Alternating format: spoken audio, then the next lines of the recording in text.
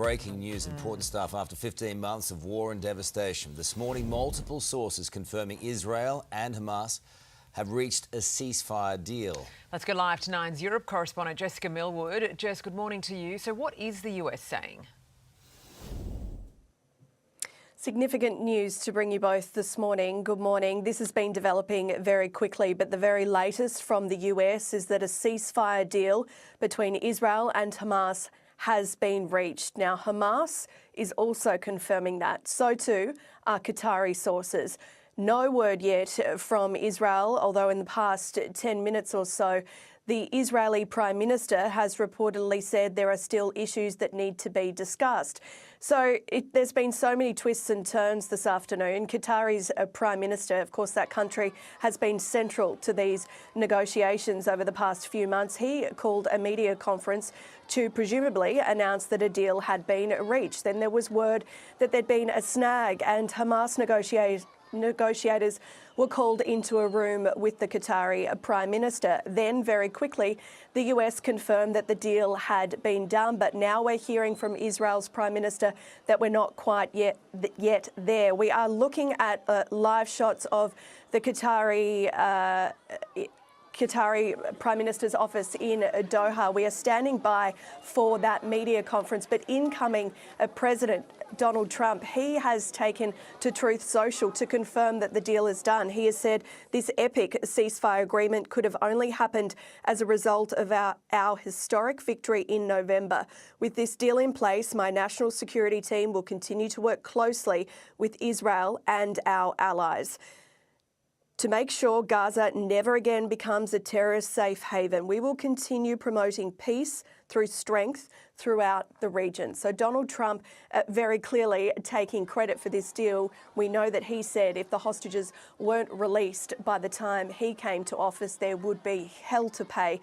But the current US Secretary of State, Antony Blinken, has been central to these negotiations. He has gone to Doha several times, and we've also heard from him confirming the deal. Take a look.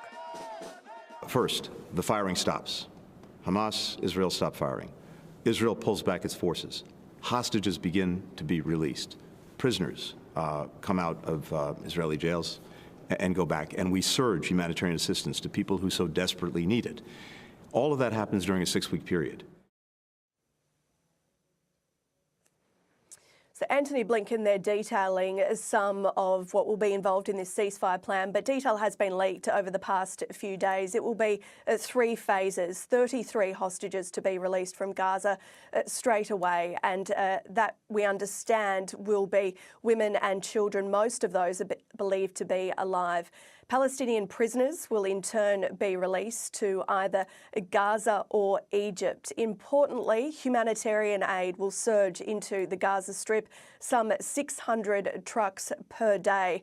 And then the IDF will begin a staged withdrawal from Gaza. We have already seen celebrations in Khan Yunis and also across Gaza and in Jerusalem and Tel Aviv in Israel. So mixed reports this morning, guys. US saying it's done. Israel's Prime Minister saying not quite there yet. We are standing by for a media conference from the White House and also Doha. So as soon as anyone stands up there, we'll bring you the very latest on this developing story throughout the Today Show. Yeah, a lot to follow, and it really is still developing. Thank you, Jess. Back home, and storms have smashed New South Wales, killing 1 person and leaving more than 100,000 homes without power. The system flooding roads as lightning and thunder rattled the state. New South Wales waking up to the aftermath of a deadly and damaging storm. In Sydney, it rolled in from the west, the harbour disappearing as thunder and lightning took hold. Boom crash opera around the city. In the suburbs, cars became stuck as drivers navigated their way through knee-deep waters. The Anzac Bridge flooded. From Camaray to Castle Hill, it was flash after flash, with hail hitting the Blue Mountains. Dozens forced to hunker down in shops at Barangaroo as a blackout left them in the dark.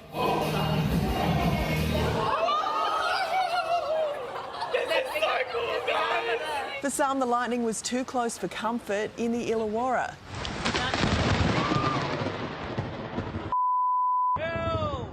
in Busby. What the f? What the f? And in Newcastle. But not everyone found shelter in time. A man killed in the state's central west after a tree fell on his car at Cowra. Sydney's Crown Towers struck by a bolt. Outdoor furniture never stood a chance in the Hunter Valley. Residents now left assessing the damage as the government mops up a flooded transport network after a night that shook the state. Let's bring in 9 Sydney reporter Bianca Balzer now. She's at North Ryde for us this morning. Bianca, the city was the hardest area hit. Jane, it was. Take a look at this massive gum tree that we've come across here in Sydney's north. It's big, it's blocking the road, and it's also tangled up in the power lines. This is one of 1,400 jobs the SES was called to overnight. In just the past half hour, we've also had fire and rescue come just to scope out exactly what's going to be needed to clear this tree away. It's going to be a delicate job to navigate.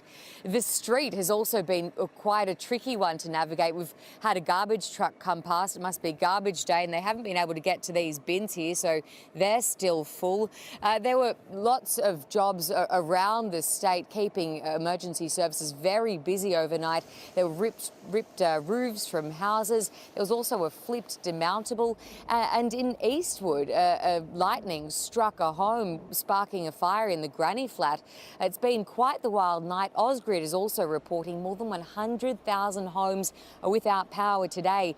Now, between that and an already disrupted transport system with those train strikes, it is proving to be a bumpy morning. If you are thinking of leaving the house, also don't forget to pack an umbrella because, Jane, there are more storms forecast for the rest of the day. An umbrella would have been useless in those winds last night, Bianca. Thank you.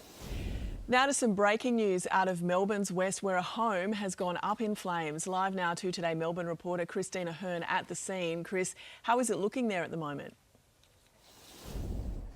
Well, Jane, this is a devastating scene here in Truganina this morning. We'll be able to show you the house behind me when it gets a bit lighter, but this three-storey townhouse has been completely destroyed by fire. Now, we don't have too much information from police at this stage.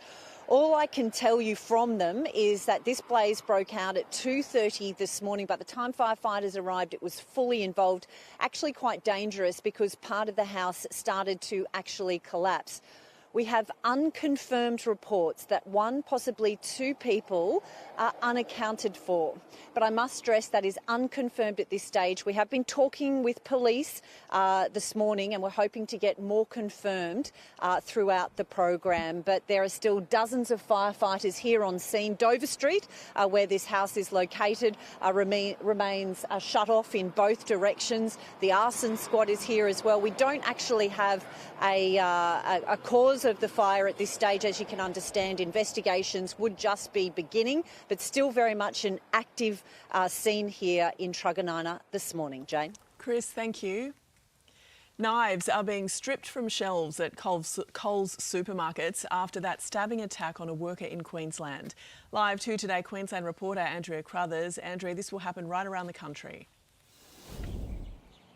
Yeah, kitchen knives banned from sale. That's pending a review, Jane, for fears for staff safety. Woolworths actually made similar moves back in 2021. That was after a shopper was stabbed in a store in Melbourne.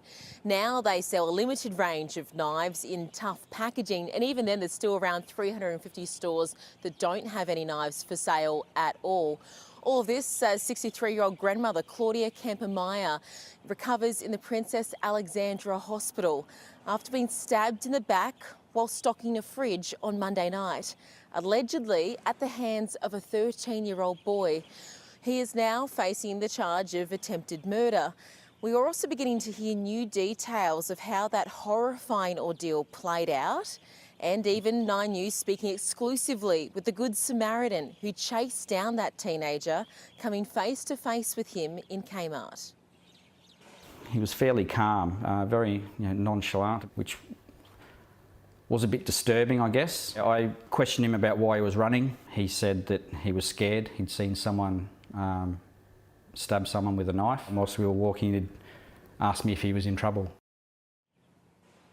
Yeah, it's fairly chilling, isn't it, Jane? Yeah, thank you. More delays are expected on Sydney's public transport system this morning after one of the worst days on the network due to industrial action. The state government is weighing up legal options following the cancellation of around 1,000 services that left commuters fuming. Obviously need to be in the office for meetings, etc. So pain in the arse, to be quite honest. It's 3 hours from Emu Plains to Central. About 2 hours. It take 1 hour and a half. Definitely the longest commute I've ever had. The chaos erupted after the union banned critical signalling maintenance while calling for a pay rise.